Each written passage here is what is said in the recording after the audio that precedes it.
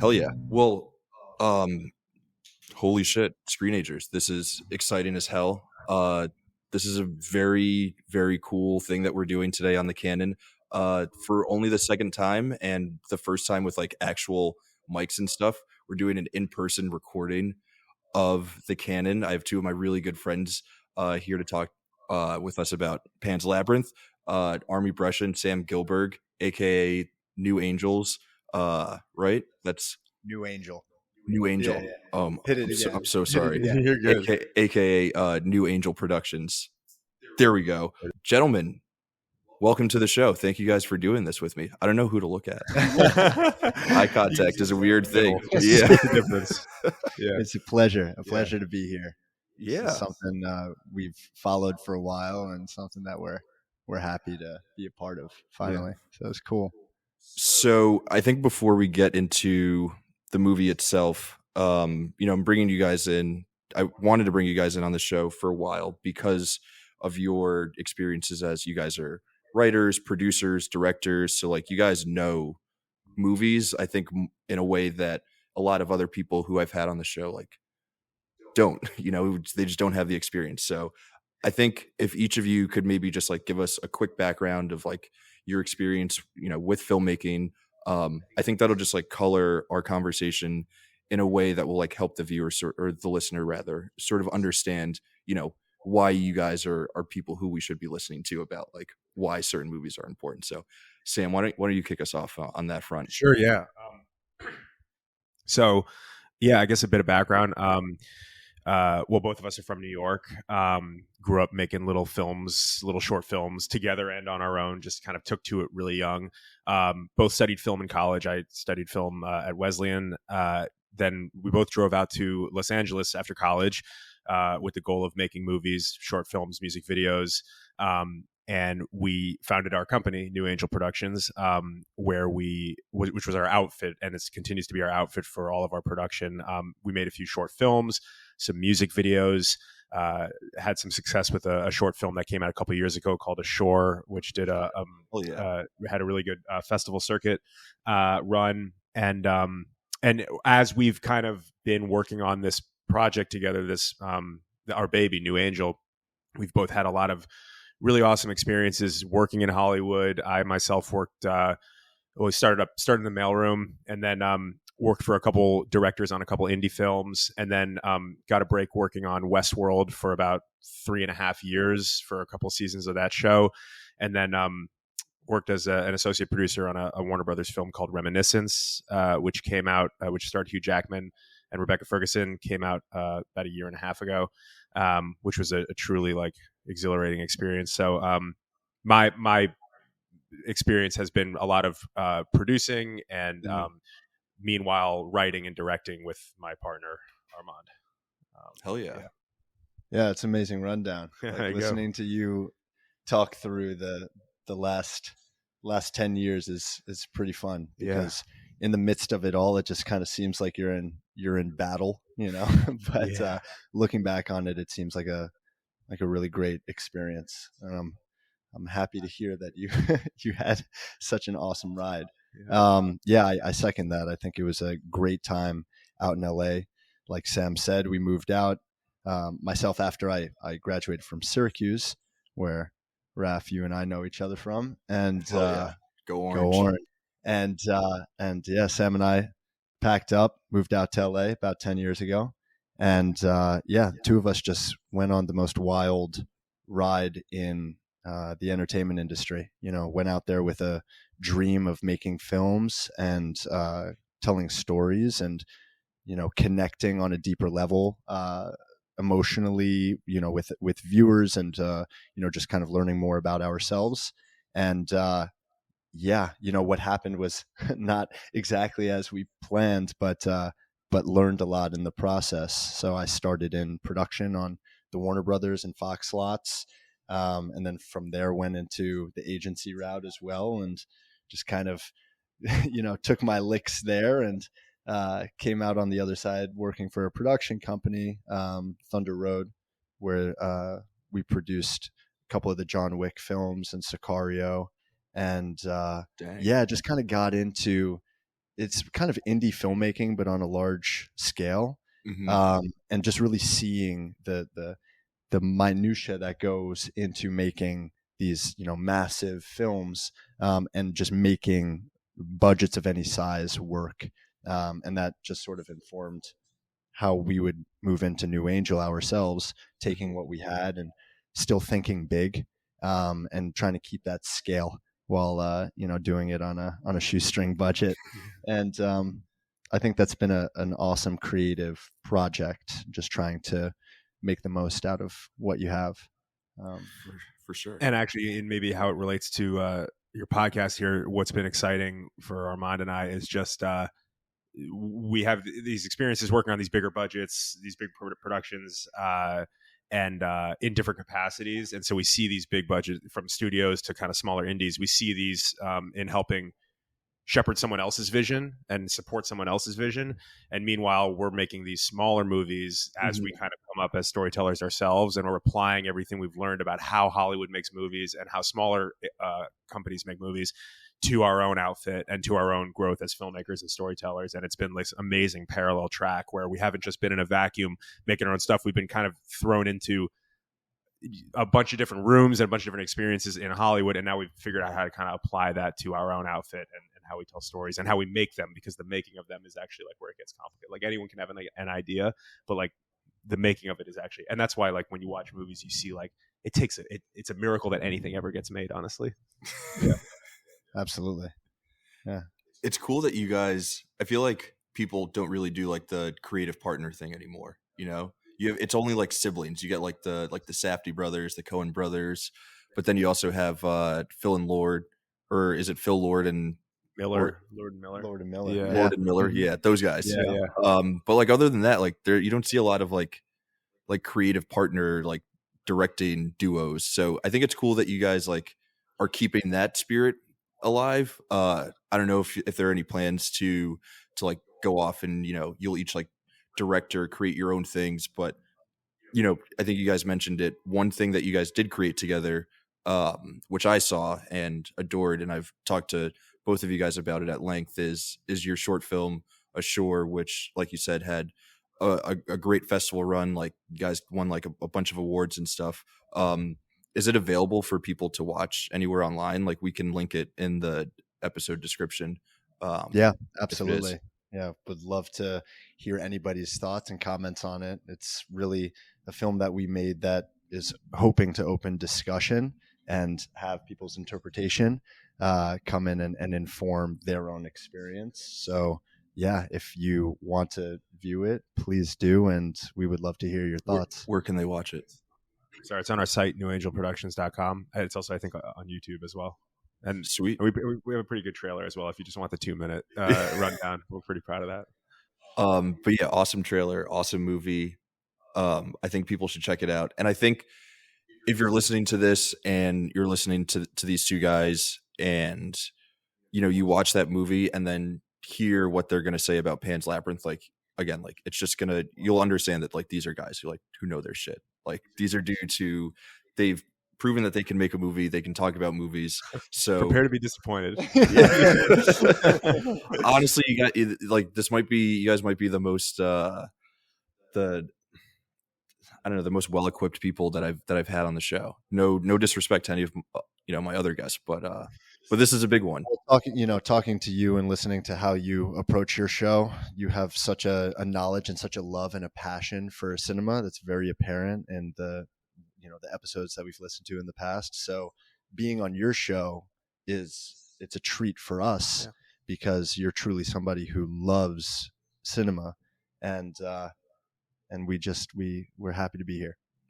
Yeah, big time. Should we jump into the movie then? I feel like now is as good a time as any. Yeah. So a question that I like to typically start our conversations with when we're actually getting into the movie is just like overall background of your relationship with the movie. And I know when we were like going back and forth on what movie to have you guys on for, there were a few different movies that were in discussion, and Sam, you mentioned that Pan's Labyrinth is like one of your favorite movies. So I think I want to start with you. Like, what is your like? Do you remember like the first time you saw this movie, and just sort of like what's been your relationship to it since that first time viewing it? Totally, yeah. I remember when you sent that text, I jumped at Pan's Labyrinth. I've consistently said that Pan's Labyrinth is in my top 5, 10 favorite movies of all time. I don't remember the first exactly when I saw it, but I was probably 13 or 14. It was pretty recently after it had come out. And I remember being, first of all, terrified by it because it's a deeply scary movie. The prosthetics, the animatronics, everything about it. And even rewatching it again as I did before this podcast, I was reminded of how actually frightening the movie is. Both the fairy tale component, the underworld, and the real world fascist storyline.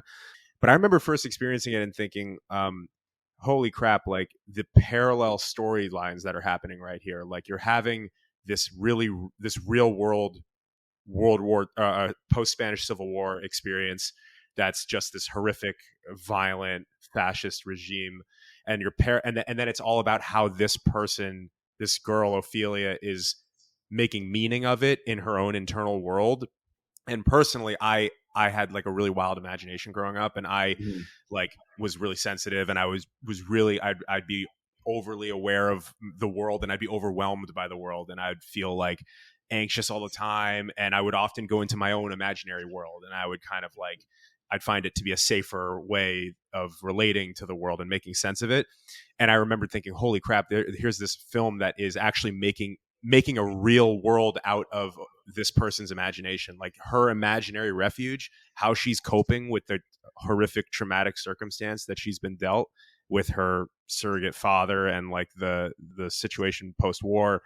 It was amazing to see how this girl who's was probably my age when I saw the movie is actually making sense using her creative imagination to cope with the world. And I had never seen a film do that because and the way it was doing it, it was almost like a fable, and it made the realities of war feel like something a 13-year-old could actually like process and make meaning of for themselves, which I like somehow really connected with it. And also just the magical surrealism of it.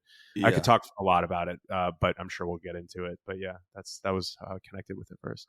Damn. Yeah. That's deep as hell. Army, how do you follow that up? Well, I think I was introduced to the film a bit later. I actually first saw Pan's Labyrinth at Syracuse when I was a film major there. And so I was approaching it from a little bit more of a, closer to the real world perhaps, and sort of flirting with the idea of venturing out on your own and being sort of just like this fledgling in a world that's way larger and scarier than the one you're used to. So I think, one of the things that really drew me to the film, and I'd heard about it for years, but it sort of eluded me, I think one of the things that drew me to it was sort of its connection with fear and sort of Del Toro's fascination with horror and the interplay between horror and fairy tale. And it's just fascinating to see somebody build a world and have it be so close to absolute, terror, but also sort of teetering on the edge of fantasy and beauty and all of the, the thrill and the excitement and the adventure of like a young hero going out on their journey. So I love that play. I love the way that he sort of tiptoes that line. And I think that it creates for like the most real emotional experience with the character where you're not sure whether to be scared or excited. I think any film that has that ability to sort of, flirt with both sides creates like a really dynamic experience while you're watching it. And I was just fascinated by it from the get-go. So yeah, beautiful film. Damn. And also just that fairy tales can be dangerous. Like that sense of, it's such an adult movie. Like there's so much real violence in it. Like the violence in the real world and then the scariness of the underworld. That is it's a really adult movie that kind of has this feeling of it being a fairy tale, but the actual content itself, like you're saying, it's all the fear in it is like it's deeply unsettling to watch. And I kind of can't believe I saw it so young, because I think it's R-rated. I'm pretty sure it must be. Yeah, There's a lot of violence. totally. But it's a coming of age story, which is Mhm. wild. That, and the main character's got to be 12 or even maybe younger. Yeah, but it's truly scary movie. It's terrifying. And the real monsters were the People dressed in nice clothes, Yeah. not the scary looking monsters. we love a movie where we can say the humans were the real monsters all along. We love that. Yeah, love that. Sam, you brought up something that I feel like I want us to dive a little bit deeper into. It might totally derail the episode, but I feel like it'll be a fun place for us to explore. So you're talking about like how you watched this and you were a kid that was like really deep in your imagination, and we all kind of like use that to sort of escape from the horrors of the real world, similar to what Ophelia does. And I was thinking that quality has to be something that like most filmmakers have, where you're just like creating these stories and these worlds in your head, and it's like a way to like process like real life emotions, in because you like can't just like face them head on and be like, oh, my stepfather is a fascist who like kills guys who hunt rabbits, and you like don't know how to like actually process those emotions, so you create a world where there are giant toads and pale men and fawns and whatnot. So like did you ever sort of like read it as being an exercise in like understanding like the process of storytelling?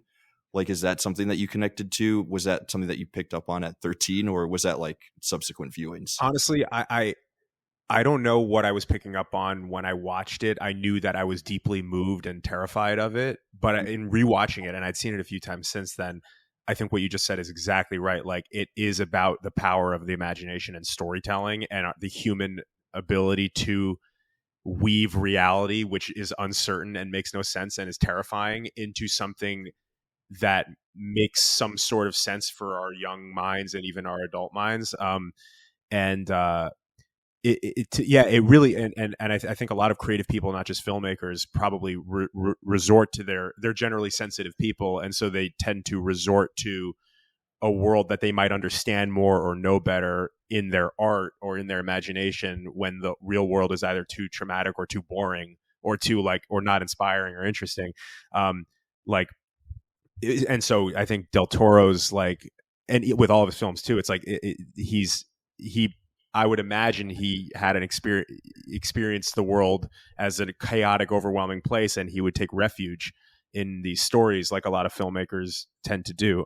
I don't know that I was thinking about it when I was that young, though. Rewatching it recently, I did totally pick up on the sense, because the storyline happening in fascist Spain is completely parallel to what's happening in the underworld. It's just there are different little tweaks here and there, and the monsters downstairs, it's almost like her mind had to conjure up really the scariest images you could possibly conjure in order to make sense of the most horrific, scary things that are happening at the top. It's so interesting that the fantasy she's creating is not one of fairy tales and beauty. Yeah. It's actually, there's real terror and fear in these monsters down there, because she couldn't, it's her way of processing terror. I mean, so the imagination isn't a refuge that's all good. It's like a scary mirror, Yeah. It's like a funhouse mirror. Kind of. Did you pick up on any of this, this sort of like theme of like how creative people, how filmmakers, how storytellers sort of like process real world emotions, and like, did you see any of that? Like, do you see like some of yourself in Ophelia, and like how she's able to like create these fairy tales? And I guess I'll ask another question. I'm just going to pile them on. But Sam was mentioning that the two stories like really parallel each other, and I've always thought of this movie as just being like using fantasy as escapism from the real world, but it really is more just like she's really just mirroring it in her stories. And like, do you think that the movie would have been any different if or do you think it would have like played as well if it were just, the real world is super scary, so I'm creating this like lovely land where like all is well and I don't have to worry about shit? Or do you think it only works if like the fantasy world is as scary as the real world? I know I just threw a lot of questions at you. No, I think those are fascinating questions for sure. I mean, it's like what you just mentioned about how Del Toro kind of crafted that world and made it either beautiful or destructive or, exciting and interesting or scary and mysterious. Like that is a total question that a filmmaker has to ask themselves. Like, how much do we want this fantasy world to mirror reality?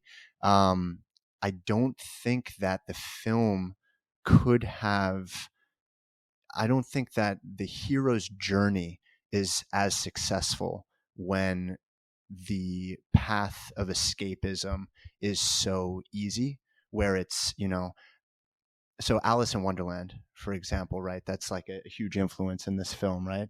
The whole reason that Alice goes down the rabbit hole is because she's enticed by it. Like there's this mystery to it, but there's also sort of like this fantastical element.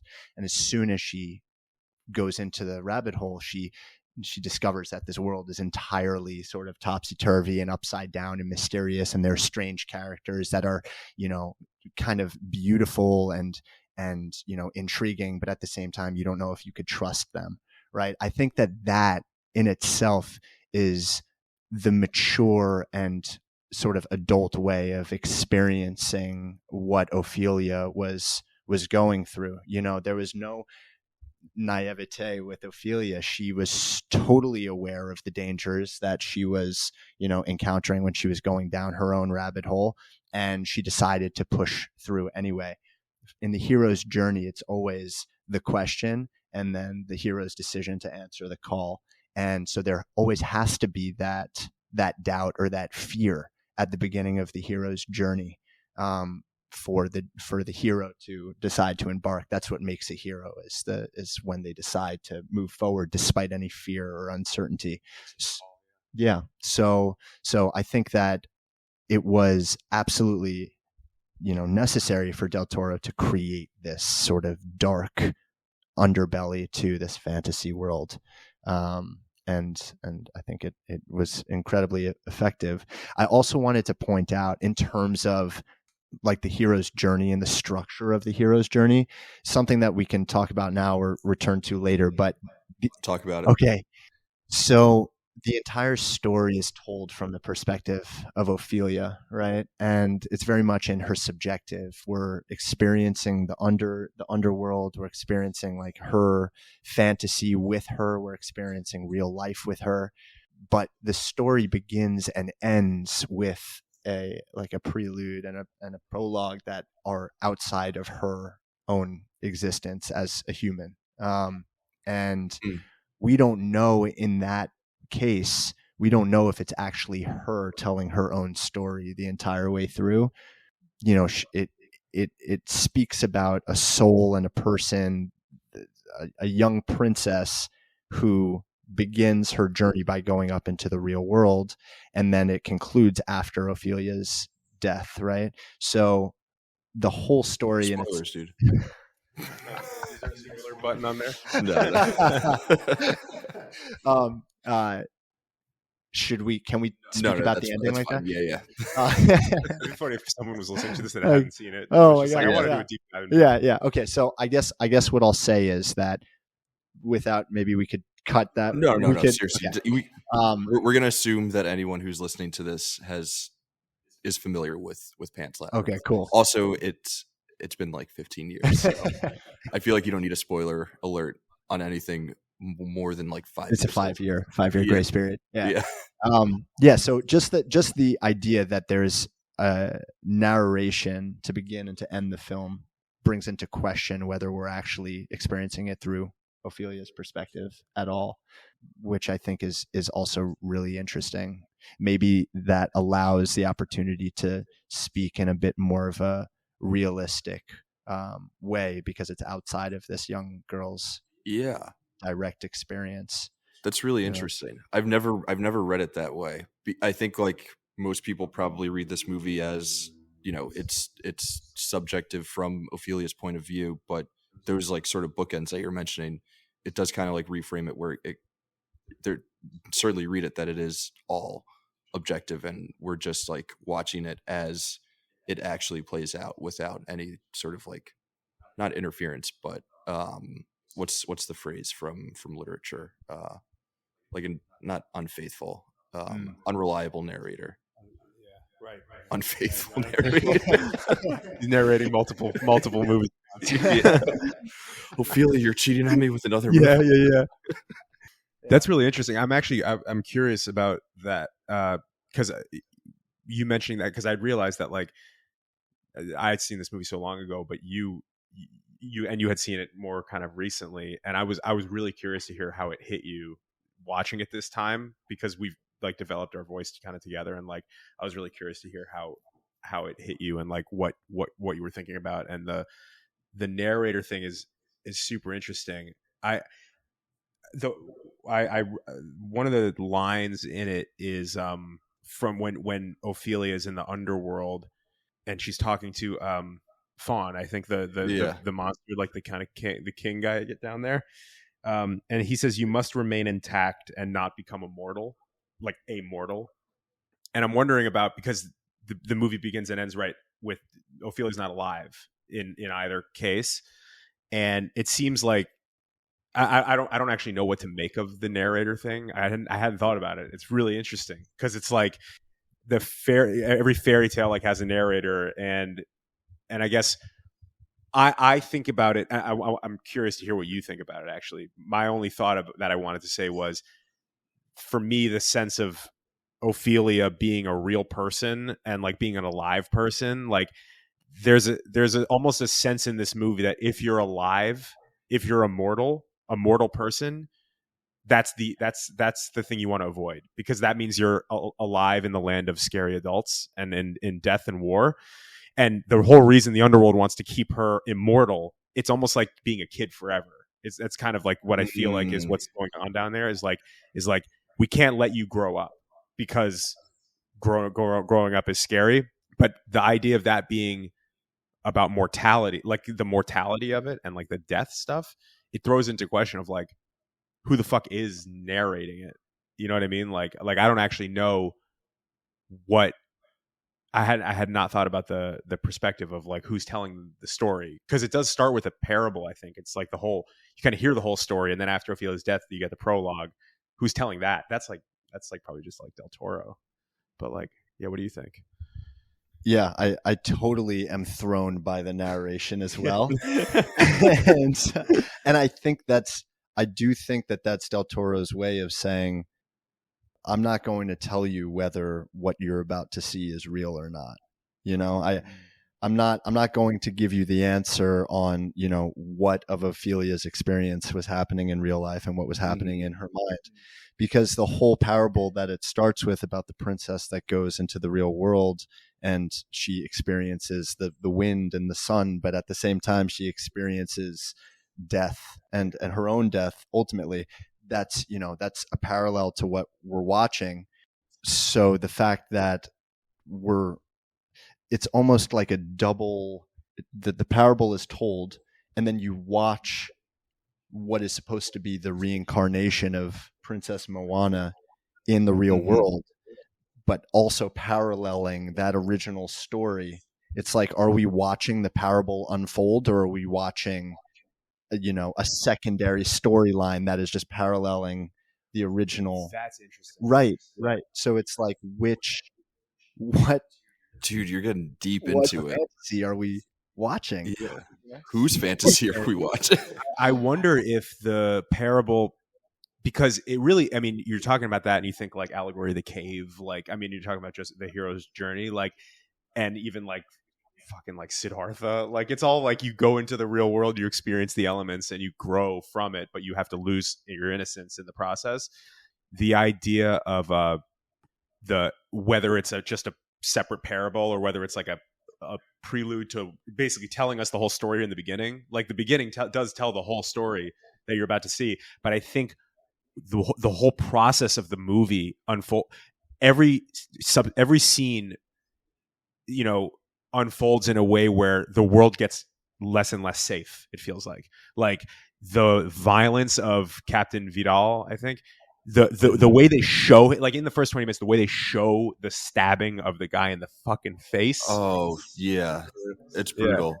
The way he stabs that, and they show that, and the Yeah. cutting of the of the cheek, and I almost think it's like there's a safety of the parable in the beginning when you have a distance from the story, and you're kind of like, oh, it's a fairy tale, like we've heard this story before. But then when you experience it subjectively, because we are, like you said, we're watching the whole story unfold through Ophelia's eyes, really.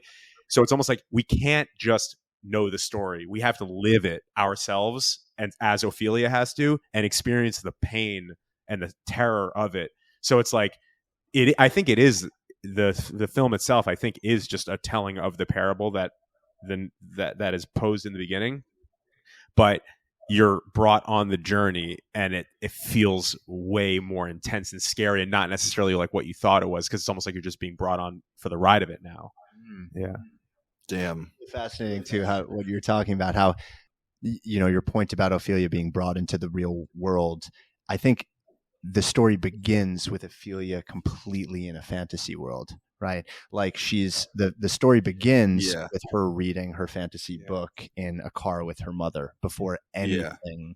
Well, I think the first image is the same as like the last image. It's her laying there but it's in reverse, and like the blood is like going back into her nose, and then like the story opens with her like reading these stories. So it's like, is one of the stories that she's reading, is it also the story of her? Like, what? Listener, I told you guys, these dudes are serious. They're about their business. They're bringing unseen levels of heat to this podcast right now. I think like my heart is racing thinking about this. But like you're so right, Raph. Like the first shot is Ophelia's final moments in reverse, and then we're brought to the beginning of the story, and we watch the story through its entirety. So which fairy tale are we watching? Are we Are we who's the princess? Who's the princess? What's happening? Whose version of the story are we actually watching? Is this a version of a fairy tale that like Ophelia herself has read? Like, all of these questions are absolutely insane. And I don't know if we have the time to unpack all of them. So I do want to come back to something that Sam said, which I thought was super interesting. The idea that when you become a grown up, that's when you like lose your innocence or become immortal. And I don't know, that really stuck with me. That like really resonated with me when you said that. And I'm trying to think of like the other characters in the story and like who is mortal and who is not. And I think we can all agree that Ophelia is the best character in this movie, but probably the second best character is Mercedes. Have to hit it with the lisp, the Spanish accent. Yeah, the lisp. Mercedes. Yeah. But she, in a way, is like fighting with her own loss of innocence, and like just like the whole like resistance army. They are in a way immortal, the same way that Ophelia is, and they're not going to the lengths of like creating fantasy worlds, but they are trying to like create a world in their own sort of like in their own vision that is not the world of like the horrors of fascism. So I guess this is a really roundabout way of asking the question of like, do you think that Mercedes is also on this like journey of trying to keep her innocence or her immortality in a way? That's really cool. That's a really cool proposition. Yeah, because I do think Mercedes. You're gonna have to figure that out. Is the closest parallel in the real world to Ophelia in the underworld in terms of her plight of trying to protect the prisoners or protect the folks who are trying to envision this better world. And she ultimately has this choice to make. Like her stakes are real. Like the stakes for her are like if Vidal finds out that she's helping them and helping them survive, that's a death sentence for her. And right, so she has this almost like obligation. It ultimately, it's I think her innocence is already fucked. But the beautiful thing about that is that her innocence is fucked, but she still gets to make a choice to help innocence as an idea, or innocence meaning the moral good. So it's like, how do you, once you know innocence is lost, be a force for good in the world, which is what these soldiers are fighting for and what Ophelia hopes for in some way, but has no actual power because she's a kid. Mercedes is the God, this is gonna kill me. We could just go to Mercedes. I'm gonna go to Mercedes. Yeah, Mercedes actually has the ability in the world. She's almost like a role model for Ophelia as a beacon of light in this dark world. She, in her own way, I don't know if it's so much recapturing innocence, but like it's the adult version of that almost. It's like this, like she's lost innocence herself. Ophelia is going through the process of losing it herself as we're watching that unfold. Mercedes has already gone through that, and now, but she gets to be a force for good in a dark world, and that's a choice. She also kind of gets to do that because she has like actual agency in the world, which Ophelia has. She has no agency whatsoever, and that's like part of why she creates the fantasy world. Army, I want to kick it over to you, but I don't know how to frame this as a question. That's really all that I have. That Mercedes has agency, but pick it up. Can I just add something quickly onto the element of Mercedes? I think it's fascinating how they created the Mercedes character, because she is basically sort of dueling with Ophelia's actual mother for the mother role in the film. So it's just an interesting choice that Del Toro introduced this other sort of maternal figure to Ophelia while the mother is still in the picture. Is this sort of like a representation of Ophelia older? Is it supposed to be her adopted mother? I think one of a brilliant tactic that Del Toro made to sort of endear this woman to Ophelia immediately is when Ophelia and her mother arrived at the estate, and immediately the mother, she steps out of the car and she gets put into a wheelchair. So her agency is entirely like revoked. Her strength and any ability for her to literally stand for herself is taken away, and she becomes this vessel of what the future of this sort of ideology that Vidal is creating is, right? Dude. So now there's like this vacuum that's created where there needs to be an older woman who exists in the real world that Ophelia can look to like draw power from, because her mother is actually losing it like by the moment, literally. So can I just riff on that? And so, please. And literally the baby is killing her mom, her actual mom, right?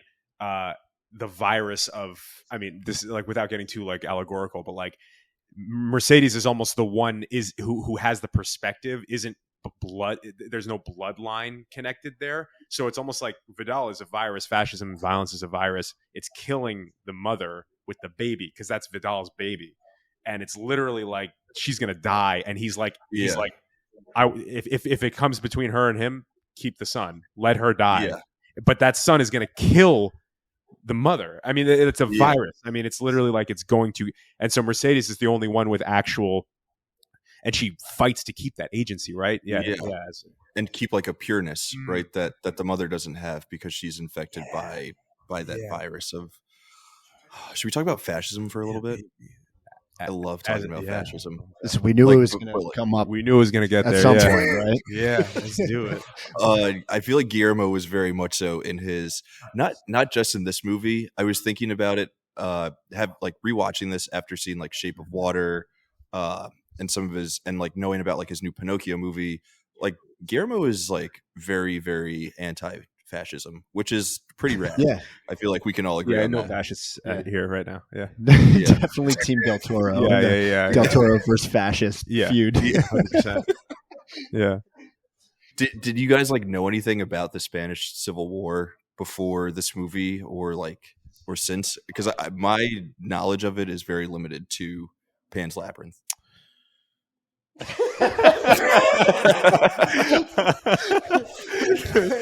Just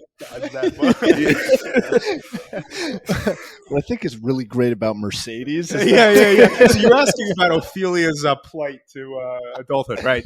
Okay, I could dive in. Sure. I could dive in. Okay, so the Spanish Civil War was not in my realm of consciousness at all before watching this film, and it was only in doing like follow-up research to understand what the hell historically was actually happening?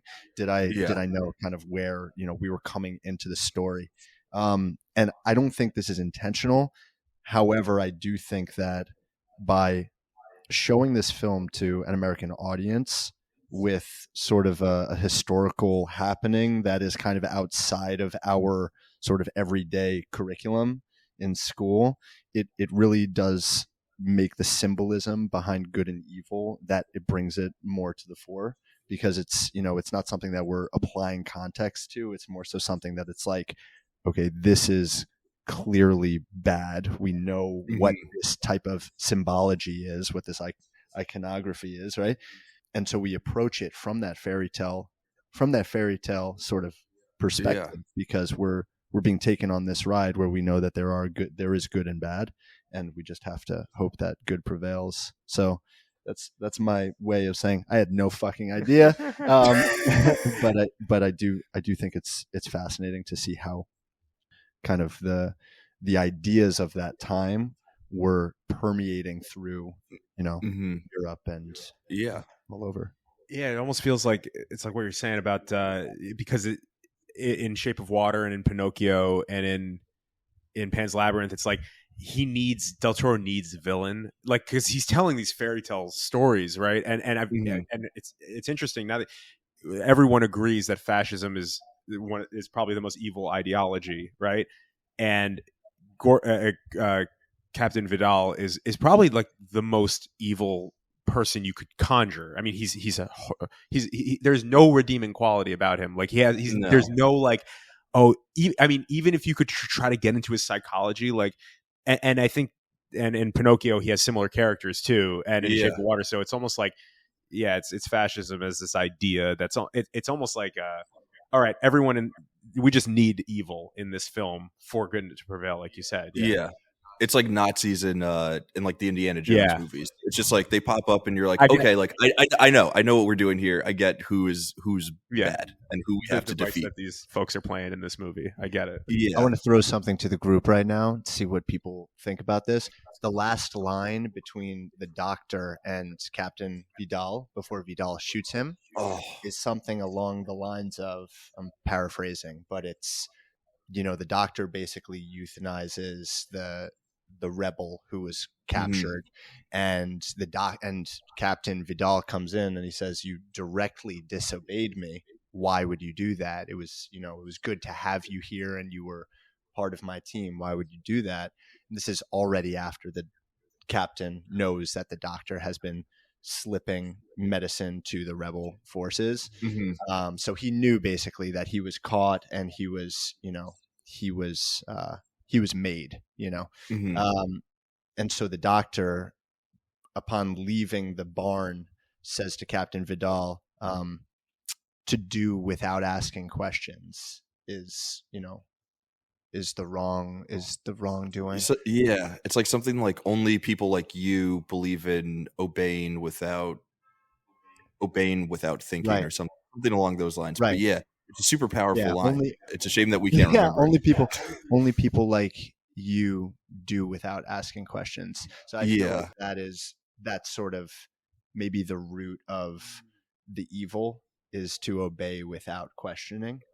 If you bring that back to Ophelia is very like inquisitive and curious, but always sort of it's a movie about choice, right? Because Ophelia doesn't always obey even what might be the right thing. Like when she's at the pale man's table, and the what's the like the dragonfly or whatever is the guide, the fairy guide, right? Is telling her don't eat the grape, but she does anyway, right? Because she has to learn for herself how to make choices, and then she learns, and then she'll grow up to be someone like Mercedes, who has experienced the consequences of actions and now knows what choice to make. And Vidal was never inquisitive. Yeah, that's really fucking cool. Oh my god. Wow. Yeah, dude, she has to learn that choices have consequences. They can either be good or you can lose your fairy friends because you ate some grapes. Yeah. Were they your friends to begin with? Is the real question. Right. Of course. No, we love the fairies. All right, so we brought up the Pale Man, and I feel like we're failing to talk about like what this movie is most famous for. Like, we've gotten into all the deep emotional aspects of it, which I'm sure some people are interested in, but really everyone's here for the monsters. Like, let's talk about the monsters. The design of the Pale Man is maybe one of the most iconic movie monsters of all time. Like, what do you guys have on that, and just all the monsters, all the crazy like creature design? That was the thing that stuck out the most on this rewatch, because I haven't seen it in probably 5 or 6 years, and since all of our work that we've done together and being on some sets, it is a masterclass of costuming, of prosthetics, of special effects, makeup. I mean, like, these, I believe it's a lot of men in suits. Like, I think there's actual people, and they build off of it with kind of puppetry and some additives and some but the pale, all of them are incredible, but the detail on that guy's skin, and the heart, and the way his skin folds on itself, and his belly, it's just so disturbingly detailed, and like, and it's completely real. It doesn't look at all VFX. It looks completely real. It's what's the guy's name? He always works with Guillermo. Doug Jones. Doug Jones. I think he also did the puppeteering for the Fawn as well. Yeah, he's the Fawn. Which I was wondering, Doug Jones is a white guy from like Illinois. Did he learn to speak Spanish to play the Fawn, or is that someone else? I believe. I think it's someone else. Yeah, it's a voiceover, I think. Okay. I'm pretty sure, yeah. Yeah. But I mean, shout out Doug Jones. Shout out Doug Jones. He's really put the film on his back. Yeah, he's him. He's the guy. He's them. He's all of them. Yeah, he's them. Yeah. No, I mean, it is such an, so the monster that everybody always goes to is the Fawn, right? Like, that is sort of the film's main icon. It's iconic, yeah. Yeah, I think. Mm-hmm. And yeah, I think okay, I guess what I want to say is, like, the film's main icon is the Fawn, and just that it's very interesting that the Fawn jumps back and forth between being this sort of beautiful kind of sidekick to Ophelia, and also this very sort of threatening, evil, ominous type character to Ophelia as well. I love that element to it. I don't think I really have a comment on it in general. Yeah, no. I love that. It's like, it's very unclear. It's he sort of exists in a gray area that a lot of other characters in this movie don't. He's like, when Ophelia first tells Mercedes that she has been hanging out with a fawn at night, she's like, my mom always told me not to trust fawns. And you're like, but he's been pretty chill. He's like, he's showing her the ways to like become Princess Moana again. He seems like a nice guy. But then Mercedes, because she's a character who we trust, when she drops that line, that then recontextualizes like how we view the fawn. And then there are some actions that he takes over like the rest of the movie that, like you said, we like jump back and forth, and we're like, is this guy cool? Is he chill? Is he bad vibes? Is he good vibes? And then when he's asking to Ophelia at the end to kill her, well, not kill her brother, but to use some of his blood for sacrifice or whatever, at that point you're like, yeah, this fawn sucks. But then he gives us one last switch up at the end. Right, where he comes back and he says, you've completed all 3 tasks, and welcome back, Your Highness. Right? Yeah. Very interesting. I have to say that Del Toro is not super explicit with the way that he symbolizes the monsters as parallel to real life. And that's something in the film that I was like toiling with a lot. I was trying to figure out who is what. Yeah. Right, exactly. Yeah. Something interesting. Can I jump in on this? I totally did not pick this up. I wish I had who actually wrote this so I could give them credit. But something that I read was saying that the Toad story is very much so the sick mom, where like the Toad is taking from the beautiful tree, and they pointed out that the tree itself looks like the whole like vulva sort of like diagram that you get with like ovaries at the top and stuff, and like this frog is the baby inside that's like taking life from the beautiful tree. And I was like, that's like so obvious to me now that this person has pointed it out, but watching the movie, like I did not pick up on that at all. So I'm sure that there are, if you hit r/movie details, there are people who have given us like all of the explanation for like what the pale man represents and like what the dinner represents, what the grapes are, and all that stuff. The iconography and I mean, you could analyze it like literarily as if it was a book with so much. Like you could look at the religious iconography, you can look at it as a coming of age story, you can look at it at like the fall from grace. I mean, like there's so many different ways to cross analyze it, but like but it's interesting what you're saying about that the monsters don't map specifically onto any one character, but that it's kind of an amazing choice, right? Like it's a beautiful choice that it's not, because I think that's what we're trying to do, that as the viewer, we're trying to make meaning of this and try to draw the parallels, but it wouldn't be a real challenge for Ophelia if she knew that there were direct like that was, and that's why it's so interesting that the fawn is so confusing, right? It's because she doesn't have a clear role model / mentor / guide in the underworld, because she's so conflicted and confused, and she needs to learn who to trust ultimately, in this world. And like, and there are clear black and white characters on the top, but she's figuring it all out for herself. It's confusing, and it's fascinating that I never heard the frog as the mom. That's really interesting. That makes a lot of sense. I think that tracks. That's good. There might be something on the pale man, but also he's just terrifying. I read about the pale man. I think there was like a past interview with Del Toro, and the pale man, as I understand it, is a criticism on the Catholic Church and how the pale man decides to go after the children as opposed to eat the tremendous feast before him. It's almost like having all of the power and having all of the the goods and the riches of the world presented in front of you, and to still kind of prey on the innocence of the youth, or the innocent. That's heavy. That's heavy. Because when they're showing like the images, like the paintings of him like murking children, it kind of reads like paintings in a church, like the glass, the glass panes or whatever. Like it sort of like reads like that, but just with the most despicable images that you could imagine. Also, I have to mention it because every time I rewatch this movie, it pops into my head. But the resemblance between the Pale Man and Mitch McConnell is like absolutely insane. We need to, if there was a visual side by side, right now. Like they look. It's the triple chin, the sag, totally. And you know that if the Pale Man talked, he'd probably talk like Mitch McConnell. And it might be an unsafe assumption, but I assume Mitch McConnell also enjoys eating and killing children. Absolutely. Good point. Yep. Yeah. I would put it past him. That's a wild thing for me to say on the record. I think actually when he froze, it was because he saw a child there, and he was like, "I got to get that." He put his hands up over his eyes. It's fascinating.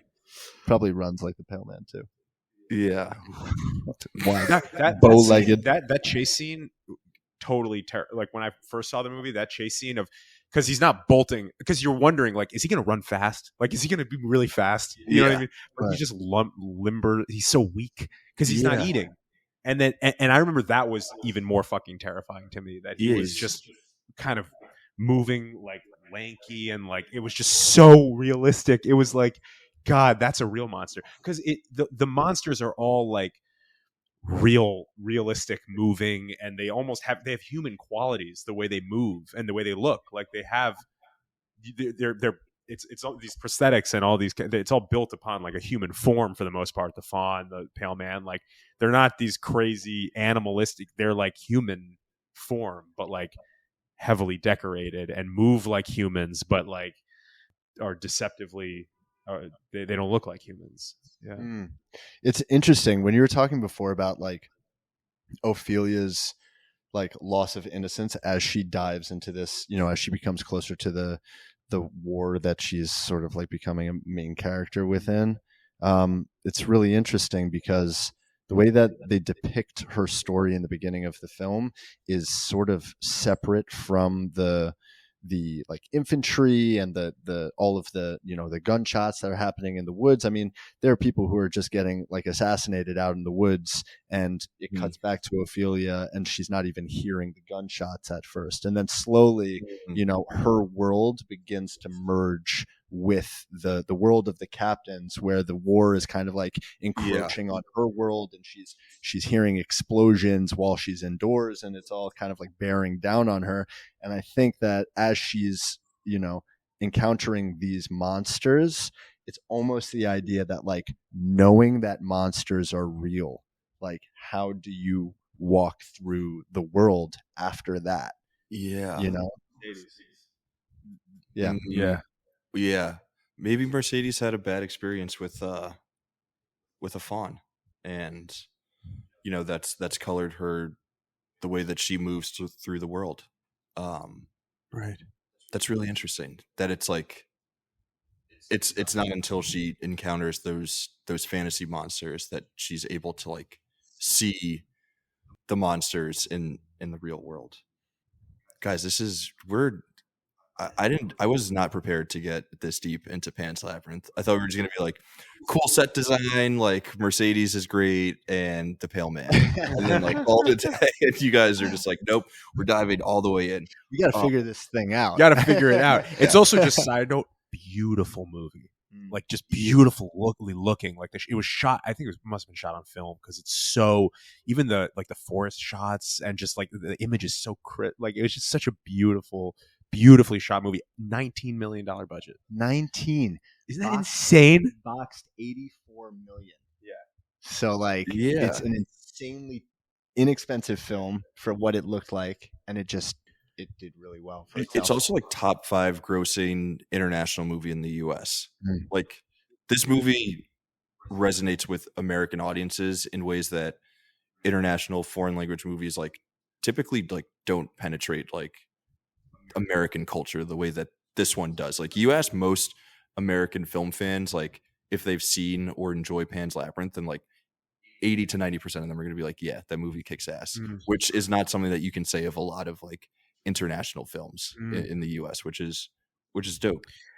And that $19 million budget, like you see where he spent the money. Like he made the choices to put it towards set deck and makeup, and to really make everything feel real. Like that's where he put all the money, because there are these scenes that are like, these are like, this could so easily have been an $80 million movie, but like he put every cent on that. You see it in the details.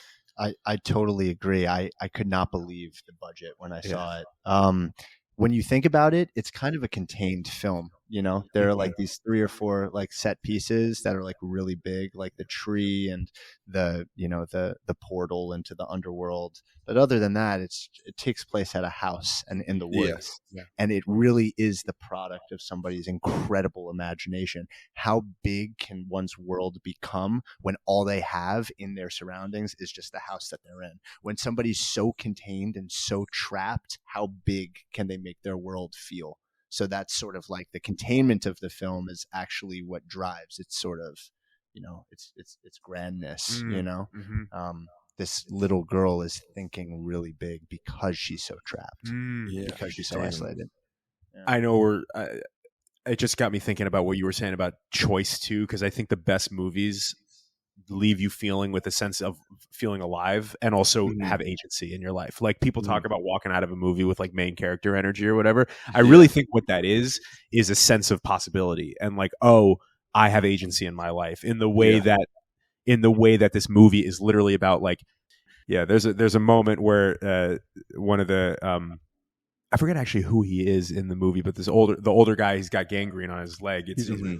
He's a rebel. He's a captured rebel. Yeah. And he's about to get his leg amputated. And the doctor, who is clearly just having these moral conundrums all day with the position he's been put in, he's about to amputate his leg. And just before he does, the old man says, wait just a minute.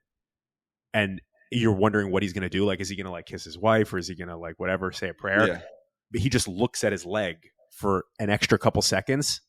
And then he's like, okay, I'm ready. And it's almost like the doctor registered that what he was doing was like, here goes another piece of humanity. Like, this is like we are now, like, the costs of this war is so insane. Mhm. Like, we're like losing our limbs literally, and like losing our sense of ourselves. And there's just this moment of it was like such a moment of such pathos that like he decided to like have that pause where nothing happened in that moment. He was just like, before I lose more of myself, can we just enjoy having a leg for Yeah. another second? Let's just appreciate this leg just for 2 1 more second. seconds. Yeah. Yeah. It was such a powerful moment. Yeah. It's insane. Yeah. Del Toro doesn't pull any punches with the film. No. You're just praying for innocence the whole time, and he takes it from you. He's like, no, this world is gonna fucking challenge you. Yeah. Dude, that scene with the leg, the edit away from the amputation is insane because he holds it for like a beat too long, so you just see the initial cut. So it's like not enough to be like, oh, okay, like I watched him get his leg cut off and it wasn't that bad, but also it cut away right before the nastiness. It's the fact that he holds on to it for just like a split second before cutting away is just absolutely insane. And I think he cuts to Ophelia like closing. It's a match cut. Like he literally cuts it to Ophelia like closing something, or insane. Del Toro's a madman. Yeah, he is a world builder. Super cool. I love him. Yeah. He seems like just such a sweet. Like, I just want to give him a hug. I just want to give him a hug and have him like. And he like, you can tell that he's someone who loves movies, which is just, we need more of that. Like, that's what we're trying to do with this podcast, is like, there's so much negativity and like toxic, rhetoric and energy around movies. And like, we need people who serve as reminders of like why we all love movies, because they're awesome. And like Guillermo del Toro is someone who's just like, yeah, movies are super rad and like everyone should go see them. And like, he just like loves like, praising other people's movies, and then he goes out and he makes insanely amazing movies of his own. Pan's Labyrinth is an all-timer. Masterpiece. Such a good film. Another thing to call out about Pan's is and you guys might know this already, but Alfonso Cuarón, producer, and Alejandro Inarritu, assistant editor. No way. Yeah. Dude, the three of them are like best friends. Yeah, amazing. It's adorable. I didn't know that Inarritu was the assistant editor on it. Yeah, just the boys, just going out making films. Like they created a production company called Cha Cha Cha Films. Wow. I mean, it's incredible. There was like a run in like the 2010s where the three of them won like Best Picture back to back to back. It was like Gravity, Revenant, Shape of Water. Yeah. And like also like all won Best Director. Or Lubezki like shot all of of or something. Not Shape of Water, but yeah. He won like Best Cinematographer like 5 years in a row. I know. I know. They're just a crew of like amazing Mexican filmmakers who are like some of the best filmmakers in the world. Yeah. And also an amazing example of how individuals who were not, they're not Spanish, they're not from Spain, but they're telling stories about, another group of people in another world, in a far off land, and how they could really sort of like empathize with these individuals who are experiencing something entirely different, and just sort of like transcending their culture, moving into another culture at a different time in a different place, and doing it with a lot of grace.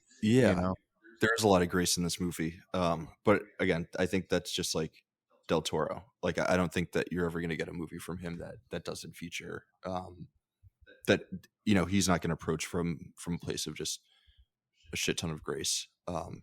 Absolute banger. I feel like we've covered a lot, maybe not everything, but close to everything. I was thinking that we can maybe try to wrap things up a little bit and get into our recommendations, but I don't know. I'm curious if you guys have any final words or notes that you had on the movie that you want to mention before we wrap up. I got in my Mitch McConnell line, which was that was all I needed. Now I'm only gonna watch I'm only gonna watch Pan's Labyrinth and think of Mitch McConnell, which is I guess pretty on brand. Well, are there any story elements that we want to quickly hit? I mean, like, is there anything else that we haven't I think discussed? we've covered like most of the movie. We've covered pretty much the entire plot. I think we've covered, a lot of the technical sort of aspects, the characters. I think we definitely got into the deeper themes of the movie. Can I ask two more questions? One of Please, which is, and they could be fast. We go around maybe.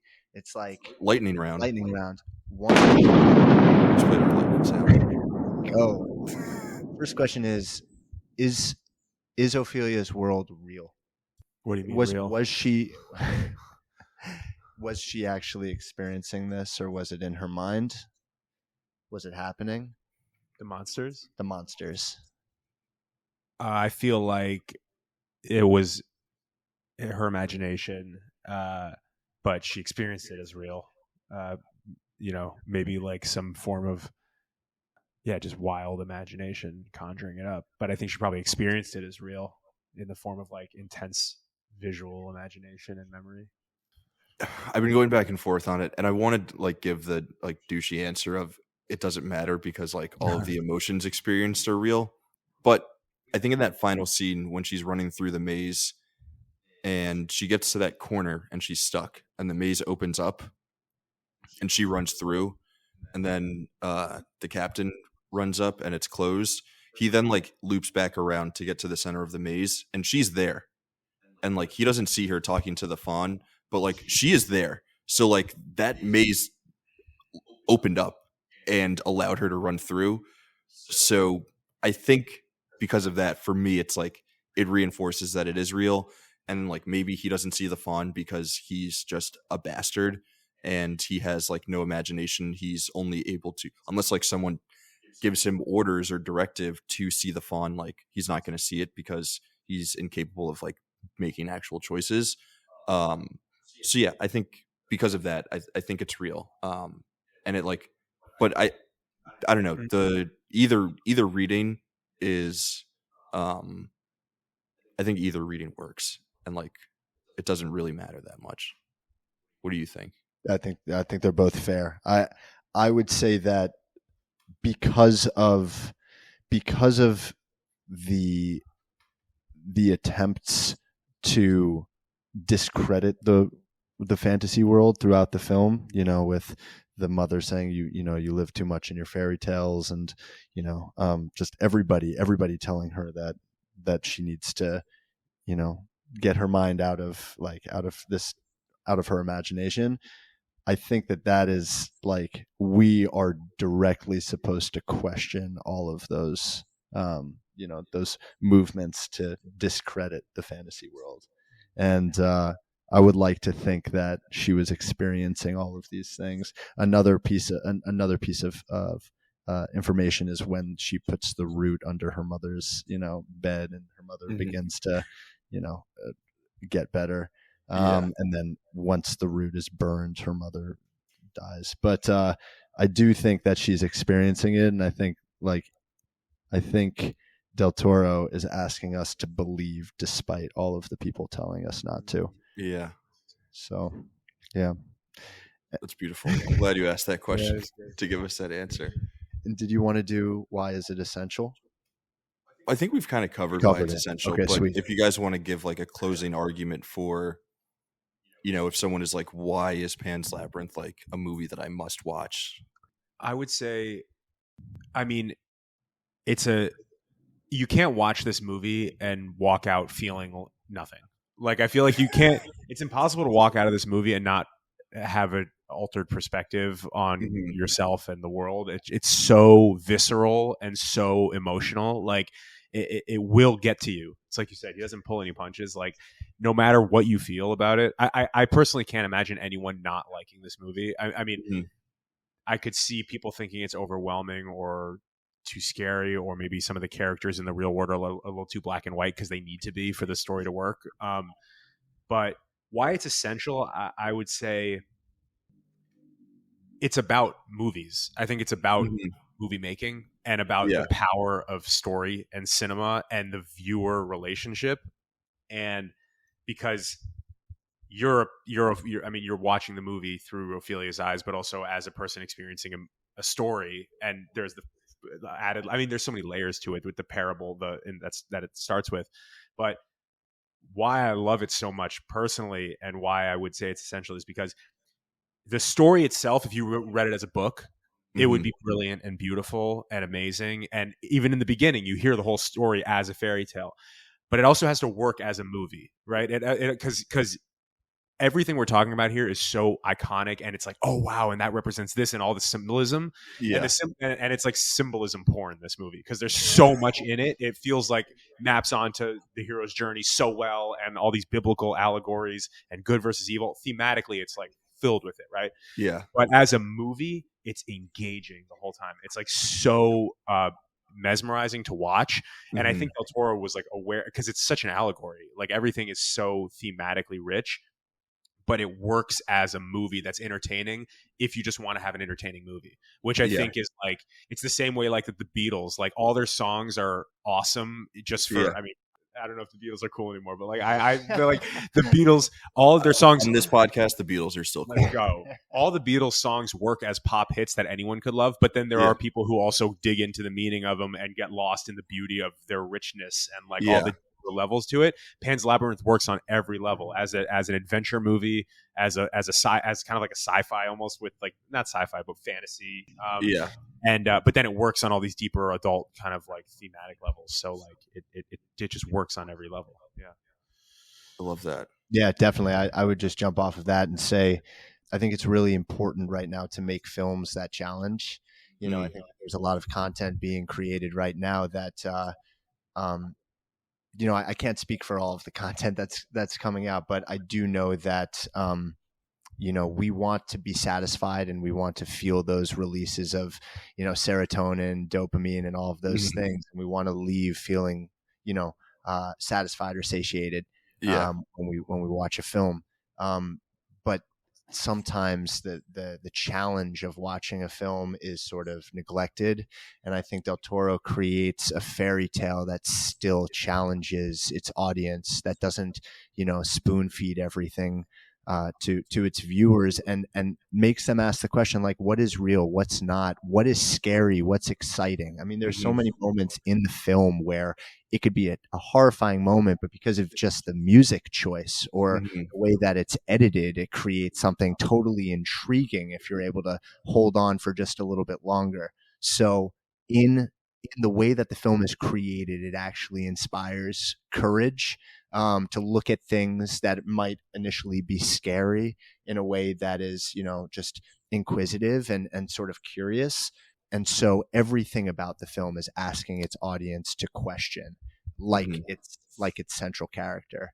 And because of that, it's a very, you know, it's an active film, and it speaks to the audience directly based on the example that it's putting forward. So yeah, I do think it's essential. Wow, you guys absolutely crushed it. I feel like it wasn't an oversell on the front end. You crushed it. Great host. Yeah, you're a great host. Awesome, Stop man. it. You guys are the best guests. As are all of our other guests, but you guys absolutely crushed it. Well, we knew we had a high standard to come into, so yeah, we were ready to rock. Hell yeah, we definitely rocked, like the Beatles. Yeah, this was a ton of fun. I think we covered it. I think we're ready for recommendations. We know that Pan's Labyrinth is an essential movie. We've given you, listener, all the reasons why. So now we're going to recommend some things to check out if you like Pan's Labyrinth. We'll quickly run through the rules for recommendations in case there are any new listeners out there who aren't aware of what we like to do with this segment. So for each movie that we introduce into the canon, we will also recommend 3 things. One of those things has to be a movie. The other 2 things can be any and everything else. It could be music, books, comic books, a band, whatever, a restaurant. We like to get really weird. We like to get super creative. We just ask that any movies that are being recommended are not movies that are ones that are already in the canon, or ones that we think will like most likely be in the canon. So like, don't recommend The Godfather. But other than that, I think we can jump in. I feel like Army looks super excited. So for the order, we'll go Army, Sam, Raph, and then we'll loop back around. So Army, whenever you're ready. Okay, cool. Okay, so for my film recommendation, I would recommend Triangle of Sadness. It's a 2022 film, so I'm a bit late on seeing it, but it's director Ruben Östlund, and he kind of came onto the scene with The Square, which was like the festival darling initially, but Triangle of Sadness is basically about a young couple who gets tickets on a cruise ride with the world's like upper echelon of society, and it's just like this incredible microcosm of like how the 1% of the world is absolutely fucked and fucking everything else up by their own perceptions of like what's important. And it just like dives into this insane sort of like socio-political conversation that gets absolutely absurdist, and it's just a really fun ride, and I think it also challenges the audience in a really fun and sort of absolutely absurd way. So definitely I really enjoyed that one. I would watch it. I would say a movie that I saw recently that I loved was Past Lives. Sweet. A24 movie, Korean language but shot in New York. About two childhood friends that kind of, it's told over the course of like 20 years and checks in with them every 8 years as their relationship develops. It's just a beautiful, tender, like it holds back. Have you seen it? Yeah, it's great. It's so good. I mean, like it's just one of those movies where every shot is just so intentional, and like the dialogue. So it's some of the best dialogue I've ever seen. And it's just one of those movies it's only probably like an hour, 40 minutes, a short movie, but it feels like kind of a slow burn. But there are a couple moments in it that you just never forget because they're just build up to these little hugely potent moments between these two characters. Beautiful movie. Damn, you guys are coming with some heat. All right, I'm gonna go with a really weird pick for my first one, and it's a really stupid pick, but you know when she draws the door to go to the Pale Man's dinner, it's just like when they draw the door in Beetlejuice. That's the only connection between the two movies, but let's go. You know, using chalk to draw a door to another world. And you know what? Like total Tim Burton vibes in Pan's Labyrinth. Yeah, I was thinking Tim Burton and Guillermo del Toro like kind of exist in the same like world of movie makers. Like they like create they bring to life these insane worlds that like are totally in their head. And you think like you watch like something like Pan's Labyrinth, or you watch something like Beetlejuice or like Edward Scissorhands, and you're like, this must be like based on something that like already existed, because this is such a fully realized world that it can't just be from like one person's brain. Yeah. Like they're that creative, like that imaginative, like it's absolutely insane. They speak to each other, and I feel like I couldn't imagine one of those filmmakers. You know, Tim Burton is sort of like the godfather of that type of horror fantasy sort of world, but I can't imagine Del Toro without Tim Burton. Del Toro sort of ties it back into a real world context. He's like a darker Tim Burton. Definitely. Like a Tim Burton without like the playfulness. Yeah, for sure. Sweet. What's your second pick? I'm reading does it have to relate to the relationship? Can be as loose as possible. So like we had our good friends Sean Ryan and Michael Romeo on, and I also didn't tell them that it's supposed to be connected, and Sean connected pairing sour candies with red wine to Indiana Jones, because you take two things that aren't supposed to mix, and they work really well, like sour candy and red wine, and a super hot archaeologist who is also a professor. That's good. Okay. So you're reading Robert Shaw. I'm reading Robert Shaw. I'm reading the Shaw. The Shaw. Robert Shaw by David Mamet. Robert Shaw's David Mamet. Yeah. Okay. All right. I'm. Sorry. What is? Well, I wanted to. I don't want to. I don't know if I want to do it anymore. You recommend it. Recommend it? Okay. Recommend it. So, all right. So my book recommendation would be The Shawl, because it my book recommendation would be The Shawl by David Mamet, and it's Who's Robert Shaw? Robert Shaw. His name was Robert Did Shaw. I just made a guy up. All right, so I could connect this actually. Yeah. All right, so my book recommendation is The Shawl by David Mamet. It's a very quick play. It's basically, it's three characters basically in like this rapid fire dialogue heavy scene. It's about a kind of a con artist, psychic medium who decides to con an old wealthy woman out of her money, out of her inheritance. And I think it's beautiful because in the same way that Pan's Labyrinth sort of teeters on the edge of reality and fiction or supernaturality, The Shawl sort of introduces the question: is there any type of paranormal like realism to is the main character actually like summoning these spirits? Is this experience real? There's elements of like supernatural that sort of transcend into the film, even the there are supernatural elements that transcend into the story, even though we're very aware that they're trying to con this woman. And it gets to the point where we don't even know if our main character knows whether his own shtick is just a ploy or if he's actually, experiencing something supernatural. So the question is there: is this actually happening? And I love things that play with that ambiguity. Yeah, that's sweet. Kind of like A Shore. Yeah, the Ashore Pan's Labyrinth thing. Yeah, it's fun. Yeah, book that I just finished that I really love is written by Lulu Miller, and it's called Why Fish Don't Exist, and it's her telling the real life story of a taxonomist named David Starr Jordan from I think like the late 1800s. I'm not sure exactly, but he committed his life to basically like naming all the fish in the world. Damn. And not in the world, but just in his as many as he could.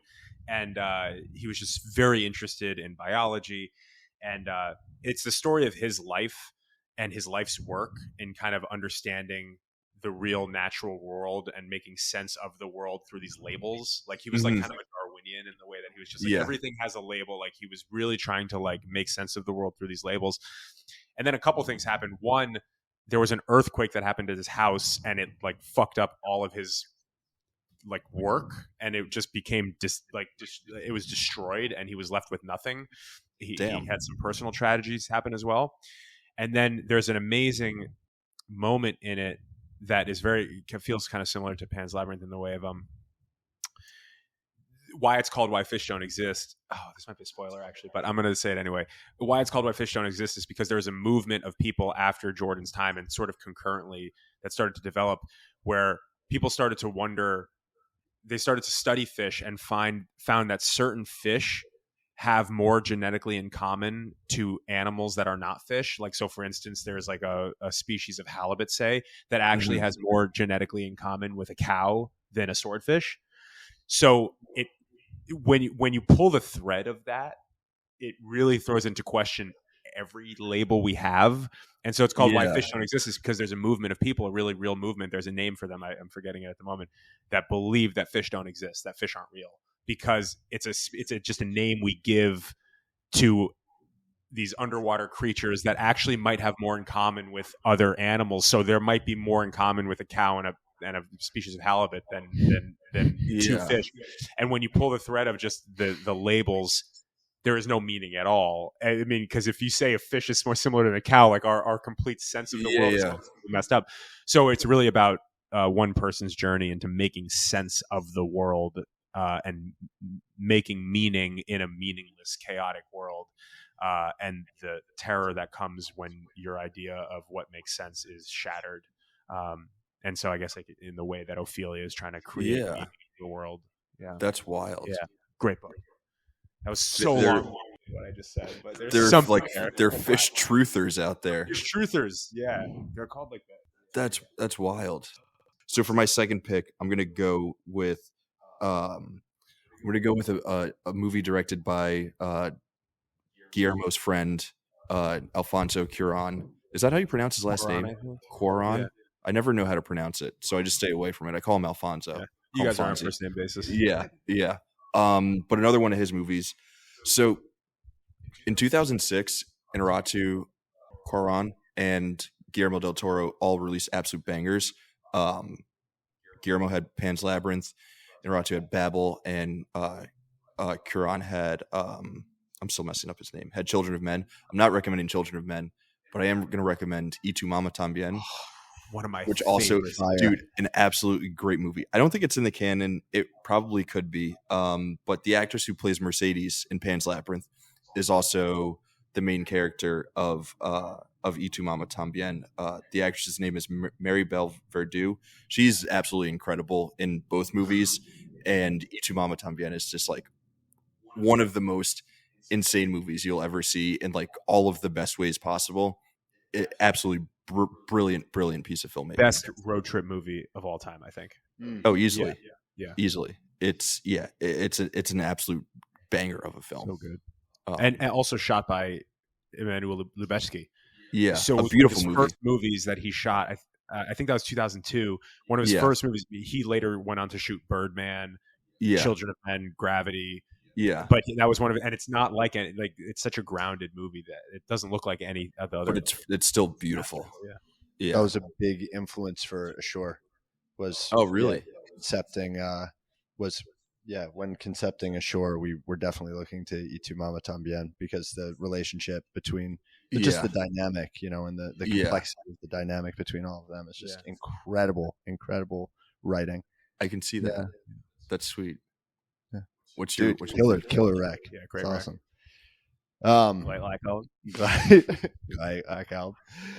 Okay, my last one is a bit obscure, but maybe people know it. Nice. There's this Norwegian composer. His name is Daniel Herskedal, Herskedal, and he has the most beautiful, haunting, lovely instrumentals on Spotify. I mean, it's probably anywhere, but if you're really looking to get into some writing on a cold winter day or just take a walk in the park, throw that on and get out there. It's super inspiring. He does a lot with like brass and like horns and that type of thing, and it's sort of like this angelic like composition and really just beautiful. So it's beautiful and haunting and sad and happy all at the same time, like Pan's Labyrinth. This guy, that's a good pick. I like that. I'm definitely gonna check that dude out. That sounds sweet. That's sweet. Yeah. Sam, what do you? I would recommend. I've been listening to a lot of like ambient music lately. Yeah. Just writing, like you said, the cold night kind of like for inspiration. There's just two playlists I want to drop the names of because they're brilliant and they're not one artist, but they're amazing compilations.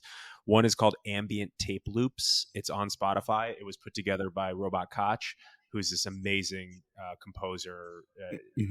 He works with tape loops, and he's got these brilliant compositions. They're beautiful, beautiful worlds to live in and to write in. Ambient Tape Loops, and then another one on Spotify is called, and I've been listening to it nonstop for the last like 2 weeks. It's called Main Character, but make it instrumental. So I don't like listening to like vocals when I'm writing, but like it has Eric Satie, it has Bach and it has amazing instrumentals from movies, but also from the classical canon. And any writers out there, screenwriters that are looking for like kind of that bolt of inspiration when they're writing, Main Character, but make it instrumental will serve you well. I love that. And quick shout out Robot Koch, Koch, if anybody's looking to get into some dope like electronic / like composition. Very like Brian Eno kind of, but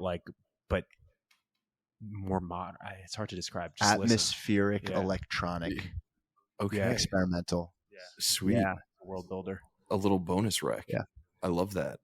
Damn, you guys are bringing the heat everywhere, just all around. Recommend one last movie. Um, a movie that I feel like I say this for like most of my recommendations, but a movie that I feel like should be in the canon, but I just know it never will be, because I don't think enough people have seen it. But I do think that it is essential viewing for everyone to see. This is a movie that I saw with our friend Fernando.